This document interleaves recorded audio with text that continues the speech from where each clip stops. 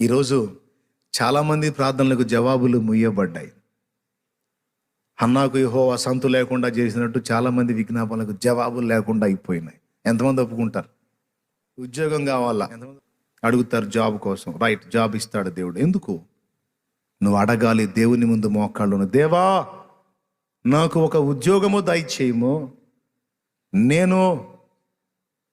నేను వెళ్ళి జాబులో కష్టపడి నీ చిత్తం అయితే జాబ్ చేస్తూ నా రాబడిలో నుండి నశించిపోతున్న ఆత్మలకు సువార్త ప్రకటించడానికి నీ దాసులైనటువంటి పరిచారకులకు, నీ పని జరిగించే పిల్లలకు నేను తోడ్పడునట్లు, నీ పరిచర్య నేను కూడా చేయునట్లు, నీ నామాన్ని మహిమపరచునట్లు, నేను పిడికిలి విప్పి ధారాళంగా నీ పని కొరకు అన్ని విధముల తోడ్పడునట్లు దయచేసి నా పిడికిలి నింపు ప్రభువా నువ్వు అడుగు. సమస్తమును కోరు, కానీ దేవుని మహిమ కొరకు కోరు. అప్పుడు అది ఆమెన్ అని జవాబు పొందిద్ది. దేవునికి స్తోత్రం కలుగును గాక. నేను దేవుడి ముందు కూర్చుని ఎట్టడిగాను తెలుసా? తలనిండా అప్పులు పెట్టుకొని, ప్రభువా ఈ అప్పుల దెబ్బకి నేను పోవాల్సి వస్తుంది, పొద్దున్న లేచే సాయంత్రం దాకా నీ సన్నిధి వదిలిపెట్టాలంటే నాకు ఇష్టం లేదు. నాకు ఆ అప్పుల బంధకాలు తొలగిపోతే ఏదో భార్య బిడ్డలకి అంత ఆహారం తెచ్చిపెట్టుకొని ఎక్కువ సమయం నీతో గడపాలన్న ఆశగా ఉందని దేవుని మందిరంలో ఆ బండ పట్టుకొని ఏడ్చి ప్రార్థన చేశా.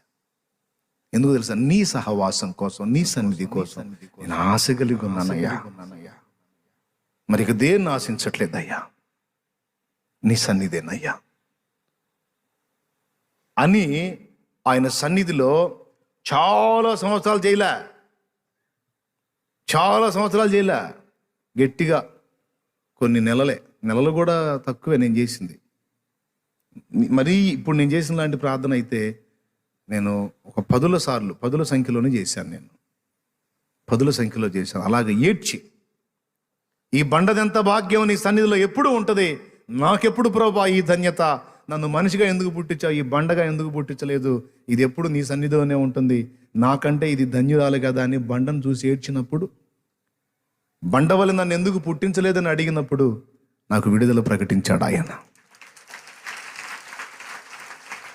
ఇక నుంచి అడగండి, ఈ రాత్రి అడగండి, దేవా నీ సన్నిధిని నేను కాచుకొని ఉంటున్నట్లు, నీ కొరకు నేను క్రియేట్ చేయున్నట్లు, నీ చిత్తము నెరవేర్చినట్లు నాకు స్వేచ్ఛనివ్వయ్యా. ఈ అప్పుల బంధకాలు నన్ను నీ పని చేయకుండా అడ్డగిస్తున్నాయి ప్రభువా. నాకు ఇష్టం లేదయ్యా, లోకాన్ని అనుభవించాలని, లోకంలో ఏదో పొందాలని నాకు ఆశ లేదయ్యా. నాకు నీతో గడపాలి, నీ సన్నిధిలో గడపాలి, నీ సాహచర్యంలో ఉండాలి, నీతో సహజీవనం చేయాలి. కానీ ఎప్పుడు ఎవడొచ్చి ఏ అవమానం చేస్తాడో అని అదురుపోయిపోవాల్సి వస్తుంది. ప్రభువా నాకు బ్రతుకు తెరువు మార్గం చూపించు, నా చేతికి ఆర్థిక సంపత్తి వచ్చేటట్టు చూడు ప్రభువా.